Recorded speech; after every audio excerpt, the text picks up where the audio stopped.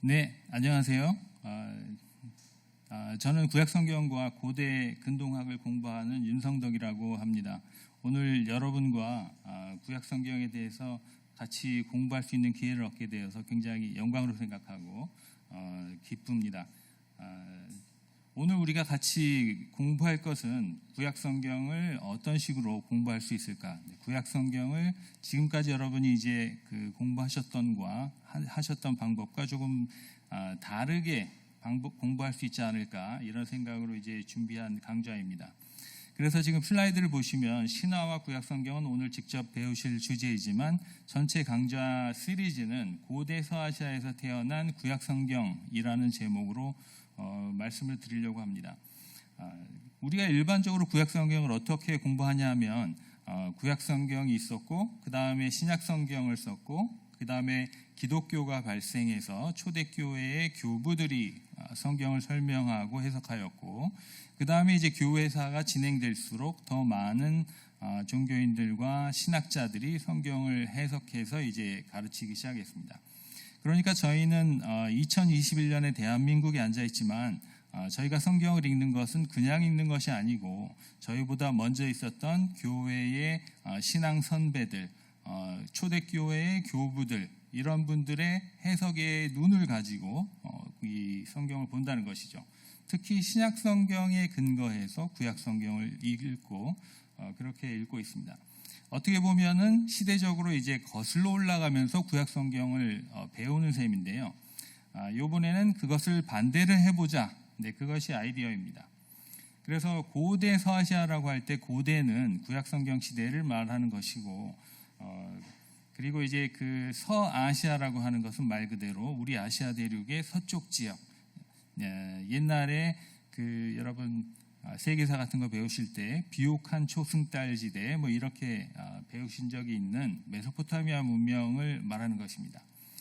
이게 이제 보통 이라크에서부터 시리아, 팔레스타인, 이스라엘 이렇게 쭉 포함하고 있는 나중에는 이제 이집트까지 포함하고 있는 사람이 거주하기에 좋은 이렇게 반달 모양의 지역을 얘기하는 것이기 때문에 이 메소포타미아와 이집트 문명 중간쯤에 이스라엘이 있었고 거기에서 이제 구약 성경이 태어났다는 것이죠.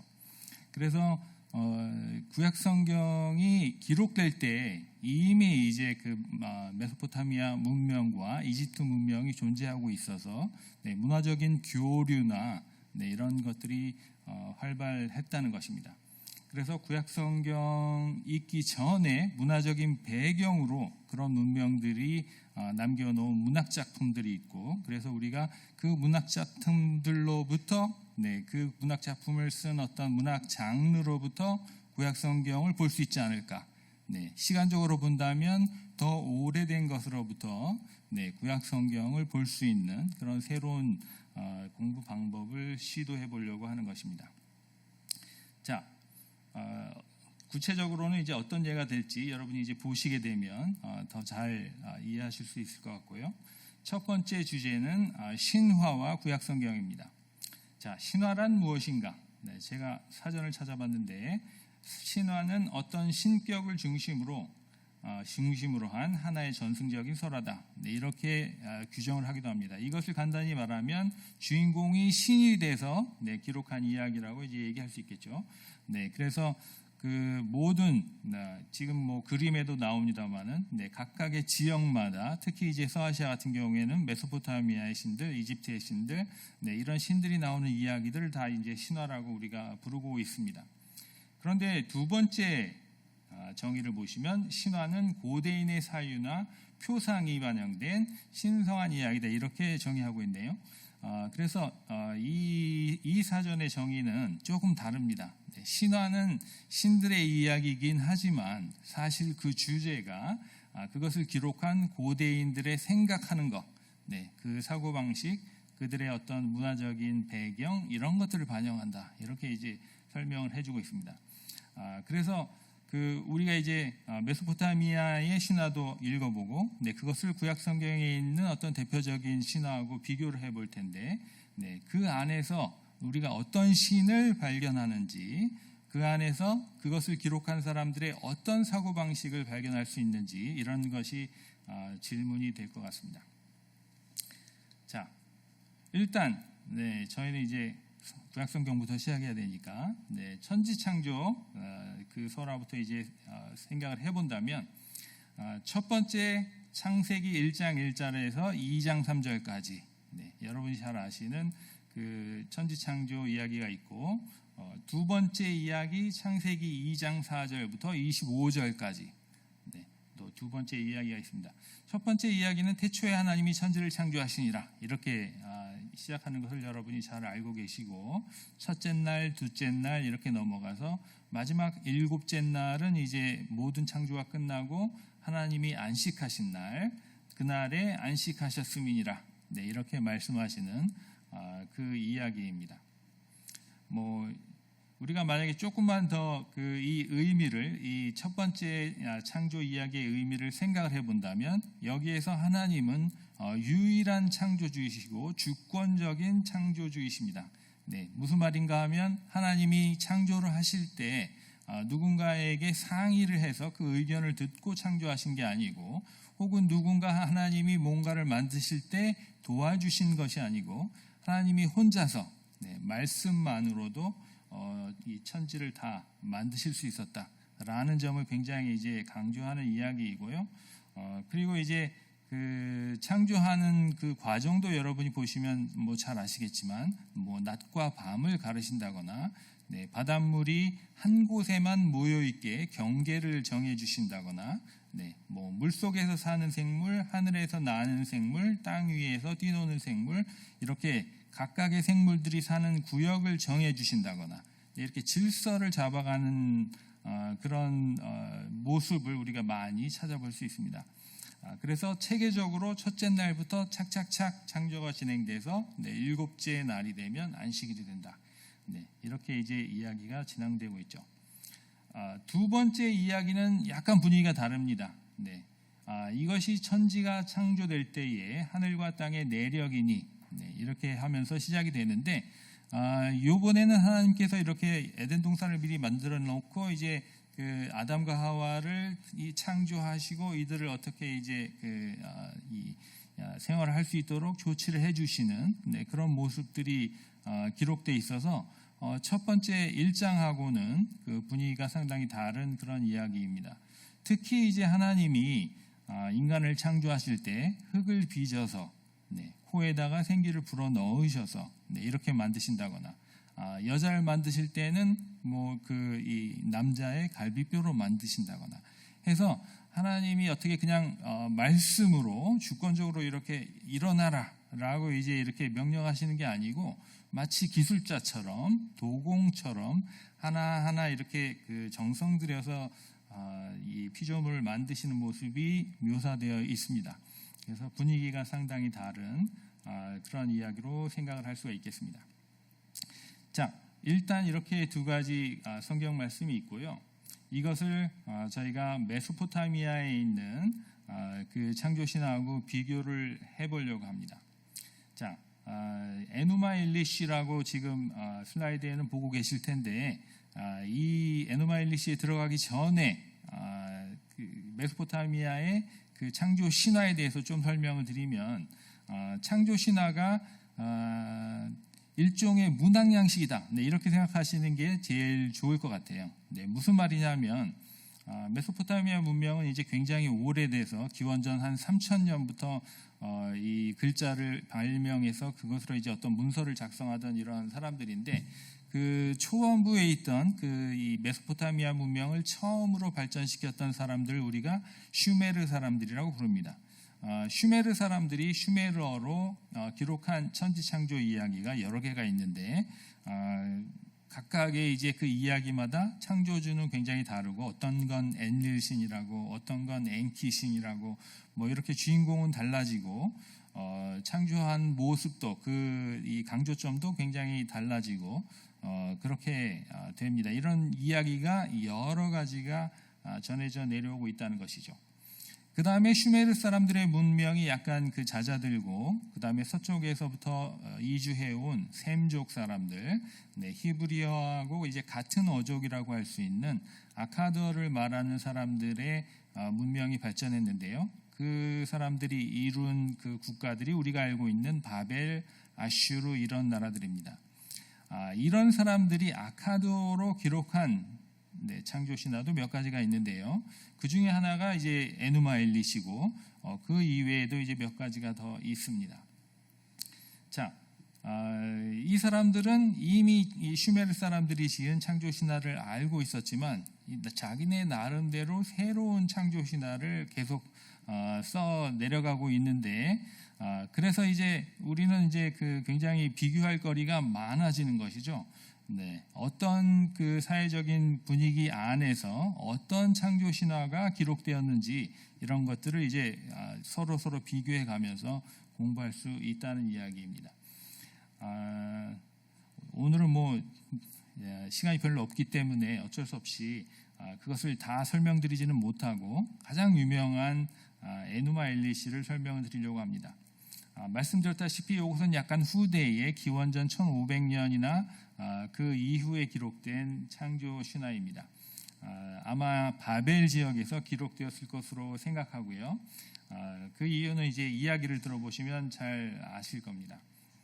자, 에누마 엘리시 줄거리 이랬는데요. 에누마 엘리시라고 하는 말이 에누마 엘리시 한 처음에 뭐뭐 했을 때라고 하는 그 첫 번째 문장의 첫 번째 두 낱말이 지금 그냥 제목으로 사용되고 있는 것입니다. 창조 이전의 세계, 창조의 이전의 세계를 어떻게 표현했냐면 저 위로 하늘에 아무것도 자기 이름을 가지지 못했고 저 밑으로 땅에 아무것도 자기 이름을 가지지 못했을 때에 이것입니다. 이게 이제 첫 번째 두 줄인데, 그러니까 이제 뭔가가 생기기 이전에 피조물이 있기 이전 상태를 뭐라고 표현했냐면 이름이 없다라고 이제 표현한 것이죠.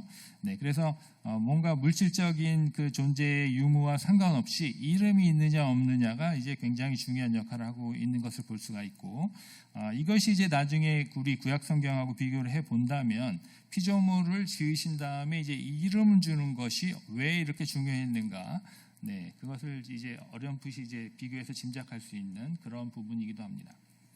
자, 그런 아무것도 없던 시기에 신들이 태어납니다. 처음에 압수라고 하는 남자신과 티아마트라고 하는 여자신이 있었어요. 압수는 단물의 신이고 지하수이고 강물을 상징하는 것이고요. 티아마트는 짠물의 여신이고 바닷물을 상징하는 여신입니다. 이 압수가 단물이 흘러내려와서 이 티아마트 짠물과 서로 섞이고 있었다 이렇게 표현을 하고 있는데, 이게 결국은 그 메소포타미아 지역의 유프라테스 강이 천천히 흘러내려와서 그 바닷물 페르시아만에 섞이는 슈메르 문명이 피어난 그 이라크 남부의 늪지대를 표현하는 그런 말입니다. 그래서 남자신과 여자신이 물을 섞었기 때문에 당연히 이제 후세가 태어납니다. 그래서 신들이 태어나는데 안시아르와 키시르가 태어나고 뭐 라흐무와 라하무가 태어나고 뭐 이런 그 목록들이 이렇게 쭉 나오고요.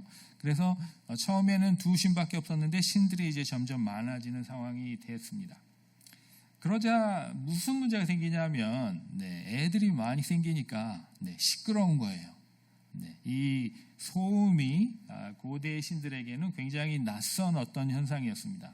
특히 압수가 신들을 파괴할 계획을 세운다 이랬는데 그 아버지 신인 압수가 도저히 나는 이 소음을 더 이상 견딜 수가 없기 때문에 이 자기들이 낳은 아들, 손자, 그 증손자뻘 되는 그런 신들을 다 없애버려야 되겠다. 우리 처음에 있었던 것처럼 나와 당신, 압수와 티아맛 두 존재만 이렇게 조용하게 한번 지내보자 이렇게 생각을 한 것이죠. 그러나 이제 그 이야기를 듣고 엄마는 티아마치는 그것을 반대합니다. 어떻게 우리가 낳은 아이들을 우리가 직접 파괴할 수가 있겠는가. 그래서 이제 압수가 그것을 실행에 옮기지 못하고 이렇게 약간 우물쭈물하고 있었죠. 그때 에아라고 하는 신이, 에아는 그 한 3세대나 4세대 이후에 태어난 작은, 어떻게 보면 굉장히 젊은 신이라고 할 수 있는데, 이 에아가 압수의 계획을 눈치채게 됩니다. 네. 근데 이 에아는 단순히 그냥 젊기만 한 것이 아니고 굉장히 지혜의 신이다, 지혜의 신이라고 알려져 있기 때문에 자기들이 닥친, 젊은 신들이 닥친 이런 거대한 위기를 그대로 보고 넘길 수가 없었죠. 그래서 에아가 가서 압수를 죽입니다. 네. 거의 이제 자기 아버지를 죽이는 셈이 되는 것인데요. 그래서 이제 그 닥친 재앙을 막아보고자 했던 것이죠. 그러고 나서 에아가, 압수 신이 살던, 압수가 이제 지하수라고 말씀드렸죠. 그래서 압수 신이 살던 그 지하수의 궁전에 들어가서 에아가 살게 되고, 거기에서 이제 마르둑 신이 태어납니다. 마르둑 신이 이제 이 에노마일리시의 전체 주인공이라고 할 수 있는데, 에아의 아들로 나오는 것이죠. 근데 여기서 한 가지 우리가 더 유의해야 될 것이 뭐냐 하면, 신들이 이제 그 제일 위에서부터 그 세대가 지나고 새로운 젊은 신들이 태어날수록 신들이 점점 키가 커지고 힘이 세지고 위대한 신이 태어난다라고 표현을 합니다. 이것은 굉장히 옛날에 슈메르 사람들이 들었으면은 억울하게 생각했을 그런 이야기인데요.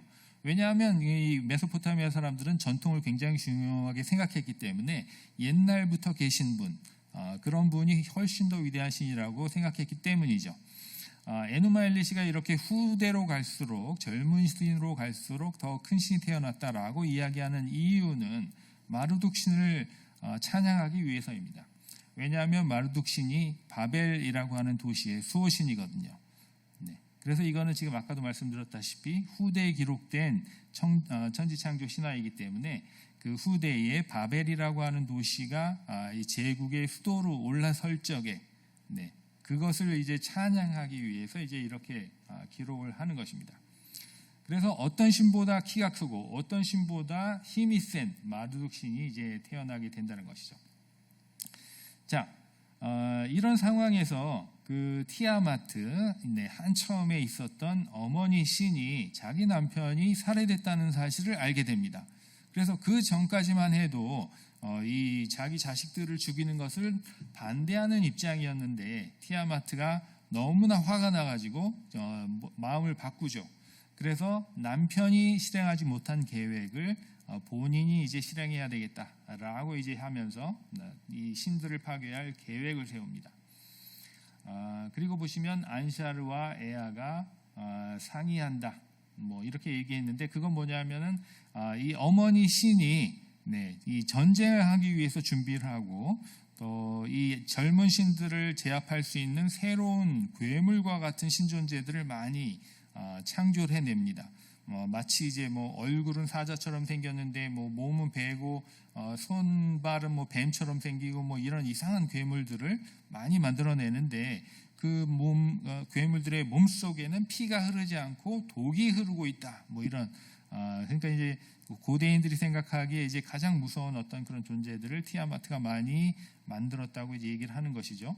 그러니까 젊은 신들이 이거는 너무 위협적이고 그대로 있어서는 안 되겠다, 대책을 세워야 되겠다라고 이제 회의를 하는 것입니다.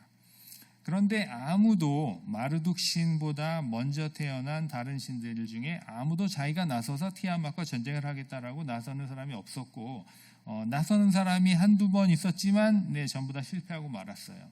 그래서 결국에는 마르둑이 전투에 나서기로 결정을 합니다. 그 대신 마르둑이 조건을 내겁니다.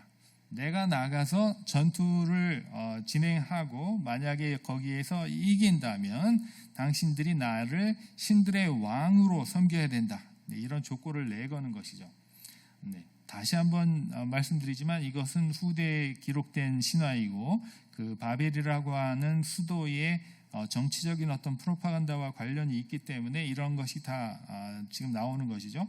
가장 젊은 신이면서 자기가 신들의 왕이 될 수 있는 기회를 지금 잡으려고 하는 것이죠.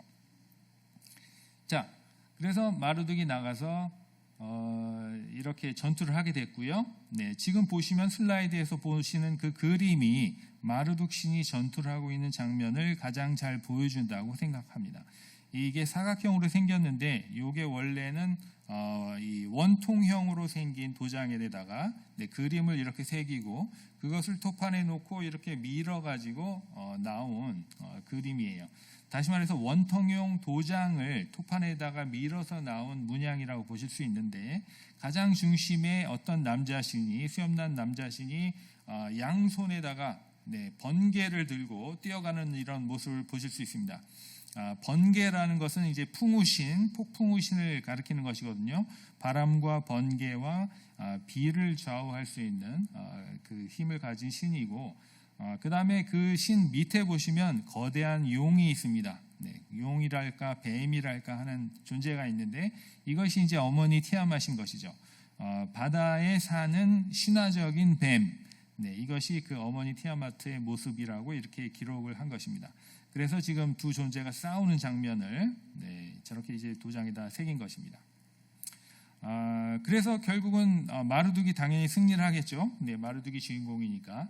어떻게 싸워서 승리했냐면 이 엄마라고 하긴 그럴 것 같은 티아맛의 입에다가 마르둑이 굉장히 강한 바람을 막 쏟아붓습니다.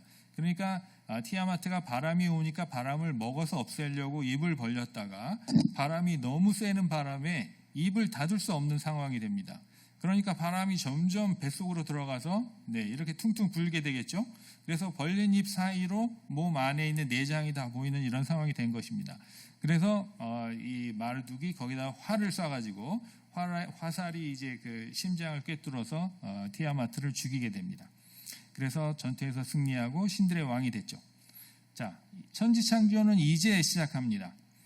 신들의 왕이 생겼고 신들이 이제 그 차례적으로 이제 이 계급이 생겼기 때문에 이 신들의 질서를 반영할 수 있는 이 세상을 만드는데 이 천지를 어떻게 만드냐면 지금 방금 살해한 할머니의 티아마트의 몸을 마른 생선처럼 둘로 쪼갠다. 이렇게 표현하고 있습니다. 물가에 사는 사람들이기 때문에 아마 이런 식으로 표현하는 것 같은데요. 그래서 몸을 둘로 쫙 찢어서 하나 그 반쪽을 하늘 위에 붙여가지고 하늘을 만들고 나머지 반쪽을 땅 밑에 깔아서 이 물을 만듭니다. 이게 무슨 말인가? 옛날 사람들은 하늘 위에 물이 있다고 생각했습니다. 왜냐하면 거기에서 비도 오고 눈도 와야 되니까 하늘 위에 물이 있다고 생각했거든요. 그게 티아마트, 이 바닷물의 여신의 몸이라는 것이죠. 그리고 땅 밑에도 물이 있다고 생각했거든요. 그래서 이제 죽으면은 그 어떤 강을 건너야 지하 세계에 죽은 영혼들이 가는 세계로 가는 것이죠. 그래서 티아마트의 몸이 이제 땅 밑에도 지하수로 이렇게 존재하고 있는 것입니다. 그 다음에 뭐 뾰족한 코로는 뭐 산을 만들고 무슨 뭐 이 반짝이는 눈으로는 뭐 샘물을 만들고 뭐 등등 그 어머니의 그 몸을 가지고 이제 이 세상을 만드는 이야기들이 이제 쭉 진행이 됩니다. 그 다음에 그렇게 되면 이제 천지창조가 끝났으니까 끝나야 될 텐데 이 이야기는 거기서 끝나지 않습니다. 이 마르둑이 하늘 위에다가 궁전을 세우고 다른 모든 아버지와 할아버지 신들이 살 수 있도록 신들의 궁전을 하늘 위에 만들어 놓는데 본인은 굳이 땅에 있는 바벨에 자기가 정착을 해서 살겠다. 이렇게 마음을 정합니다. 그러니까 그 마르둑이 살아야 할 궁전이 필요한 것이죠. 그래서 그 신들에게 자기가 이제 신들의 왕이 됐으니까 자기보다 아버지이고 할아버지인 신들에게 내 궁전을 지어내라. 이렇게 요구를 하는 것입니다. 그랬더니 아버지나 할아버지가 그 일하기를 좋아하시겠습니까? 이 나이에 내가 하리? 이래가지고 우리는 못한다. 이렇게 얘기를 하니까 그러면 사람을 만들어야 되겠다. 이렇게 이제 결론에 달하는 것이죠. 그래서 사람을 만듭니다. 사람을 왜 만들었는가? 노동을 시키기 위해서 만든 것입니다. 그래서 사람을 만들어서 사람이 바벨과 바벨에 있는 신전을 건설하는 것이죠. 신전 마르둑의 궁전이죠. 그리고 이제 마르둑이 왕으로 등극하는 축하연이 나오고 마르둑의 이름 50가지를 찬양하는 부분이 나오면서 신화가 마무리가 됩니다. 자, 이 이야기 창세기에 있는 그 창조 신화와 에누마 엘리시를 비교를 해보면 우리가 뭔가를 배울 수 있지 않을까. 네, 처음에 우리가 그 질문을 가지고 시작했는데요. 우리 성경에도 보시면 기품이라고 하는 말이 나옵니다. 네, 흑암이 기품 위에 있고 뭐 이런 식으로 나오죠. 그러니까 거기에는 분명히 흑암은 위에 있고 기품은 아래에 있다는 것이 밝혀지는데, 기품이라는 말이 히브리어로 테홈이라고 합니다. 테홈. 네, 거기 티귿 발음과 이제 미음 발음이 있죠. 근데 아까 이 어머니 신의 이름이 뭐라고 했냐면 티아마트라고 했습니다. 네, 티귿 발음과 미음 발음이 있죠. 네, 히읗 발음은 지금 빠진 것 같지만 사실은 그게 티아에 이제 들어있는 것입니다. 히읗은 약한 자음이기 때문에. 그래서 테홈과 티아마트는 어원이 같은 말이에요. 그래서 지금 이 티아마트와 기품 사이에는 굉장히 유사점이 있는 어떤 그런 부분이라고 우리 얘기를 할 수가 있고, 해와 달과 별, 하나님도 해와 달과 별을 만드신 다음에 해와 달과 별이 어떤 이 징조와 계절이 변하는 어떤 표시가 된다고 이렇게 말씀을 하셨는데, 마르둑도 이제 이 신들을 하늘 위에 살게 했단 말이죠. 이 신들이 하늘에서 별처럼 해로, 달로, 별들로 이렇게 살게 한 것입니다. 그래서 그것에 따라서 계절이 변하는 것, 시간이 흐르는 것 알 수 있고, 신들의 뜻이 있다고 생각했는데 신들이 미리 정해놓은 운명과 뜻을 해달별 통해서 알 수 있다. 전복수를 쓸 수 있다는 것이죠. 그런 것을 알 수 있다고 얘기를 했습니다. 그래서 지금 비슷한 내용들이 있습니다. 이런 그 작은 어떤 문화적인 모티프라든가 이런 것들이 둘 사이의 유사성으로 우리가 이제 지적할 수 있습니다. 그러나 가장 큰 다른 점은 뭐냐면 마르둑은 투쟁을 통해서 이제 창조를 했다는 것이죠. 완전히 전쟁 영웅으로 나서서 티아마트를 죽이고 창조를 했다면은 우리 하나님은 말씀에 의한 창조. 그래서 완전히 분위기가 다른 것을 보실 수가 있습니다. 그 이유는 아까도 말씀드렸듯이 이제 어떤 정치적인 배경이 다르기 때문에 그런 것으로 지적할 수 있습니다. 그 에누마 엘리시는 제국이 이제 탄생하는 어떤 그런 정치적인 발전 단계에서 태어난 그 프로파간다와 굉장히 깊은 관계를 갖고 있는 신화이기 때문에 그 어떤 왕의 존재를 상징하는 신이 용사였다라고 말하고 싶은 것이죠. 인간을 만든 이유 생각해 보시면 마르둑은 노동을 시키기 위해서 인간을 만들었습니다. 다시 말해서 자기는 신들의 왕이고 자기가 선택한 인간의 왕은 굉장히 신과 비슷한 지위를 누리고 있고, 그 외에 다른 평민들은 노동을 하기 위해서 태어났다라고 얘기하는 것이죠. 다시 말해서 이제 그 바벨이라고 하는 사회 사이에 계급적인 차이가 있고, 이것이 신이 정해주신 질서다라고 강조하는 것이고, 일반인들은 노동해서 귀족과 왕을 섬기는 게 당연하다는 그런 말투입니다. 그러나 창세기를 보시면 전혀 그렇지 않죠. 하나님께서는 인간을 만들어서 인간이 이제 이 세계를 관리하도록 이렇게 맡기시고, 또 이 인간을 얼마나 사랑하셨는지 모릅니다. 인간을 만들어 놓고 보기에 참 좋았더라 이렇게 말씀하시잖아요. 그래서 그 인간과 신의 관계가 이제 굉장히 다르다는 점을 아실 수 있습니다. 안식일, 그 모든 일이 끝나고 축제가 일어나고 기쁜 어떤 이 해피엔딩이 된다는 것은 두 이야기가 똑같지만, 그 에누마 엘리시는 그냥 그야말로 이 왕이 등극하는 어떤 축제에 가까운 그런 표현이었다면, 우리 창세기에서는 안식일, 모든 피조물들이 같이 쉴 수 있는, 이 하나님과 피조물들이 이제 함께 누릴 수 있는 어떤 그런 조화로운 안식일을 이야기하고 있다는 점, 너무너무 다른 그런 점입니다. 특정한 도시나 나라의 정통성을 확립하려고 했는가? 이런 것들, 에누마 엘리시는 처음부터 끝까지 이제 정치와 관련된 이야기였고, 창세기는 그런 면이 이제 전혀 없습니다.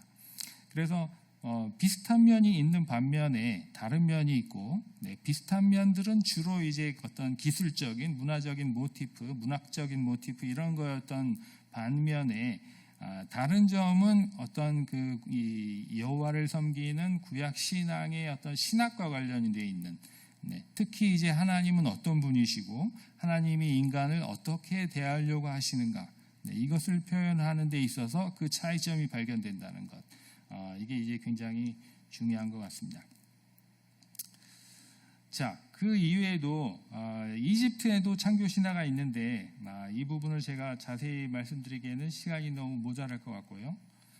프탁의 창조 신화, 이렇게 지금 줄거리를 보여드리고 있는데 사실 이집트에도 메소포타미아와 마찬가지로 이 지역마다 그리고 그 지역의 수호신마다 창조 신화가 따로 있습니다. 아톤의 창조 신화가 있고 프탁의 창조 신화가 있고 이렇게 여러 가지가 다릅니다.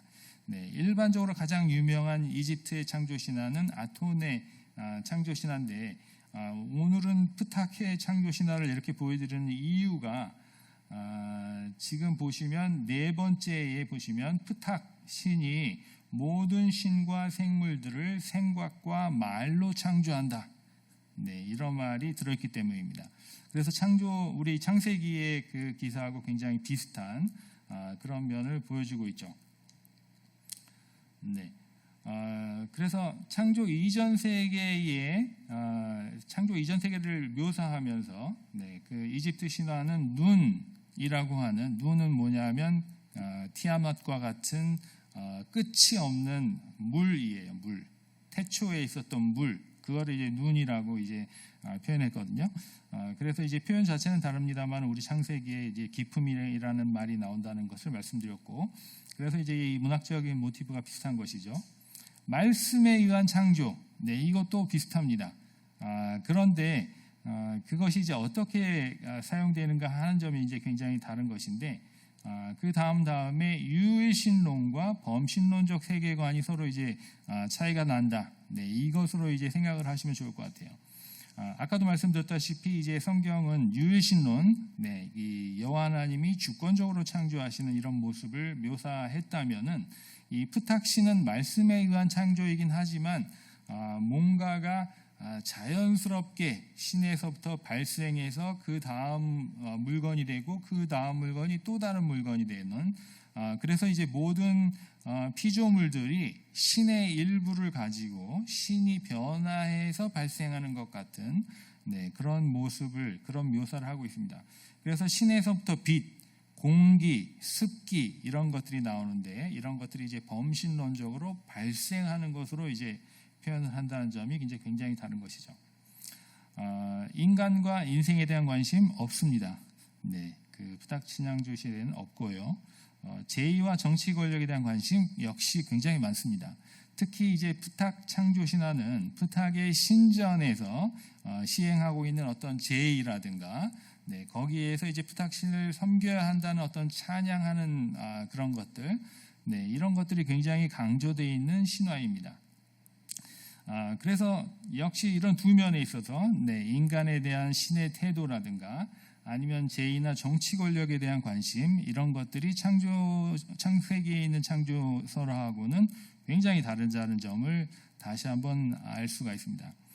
그래서 결론적으로 말씀드리자면 창조 신화와 우리 창세기에 있는 창조 신화와 메소포타미아 혹은 이집트에 있는 창조 신화를 비교해 봤을 때 어떤 작은 디테일에 있어서 문학적인 소재나 주제 같은 거에 있어서 비슷한 점이 있을 수는 있습니다만은 그것이 어떤 신학을 대표하고 있는가, 어떤 하나님을 표현하고 있고 그 하나님이 인간을 어떤 식으로 대하고 계신가, 만약에 어떤 특정한 정치적인 권력을 이렇게 지지하려고 창조한 문학 작품인가 아닌가, 이런 것들이 이제 굉장히 큰 차이가 있다는 것입니다.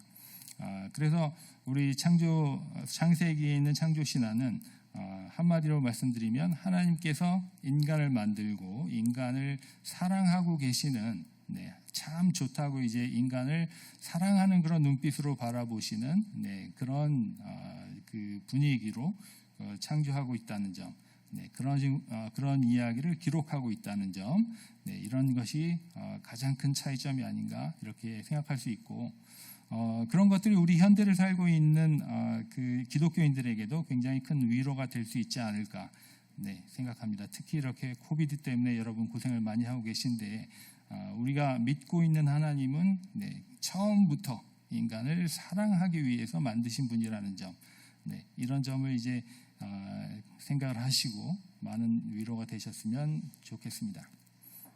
감사합니다.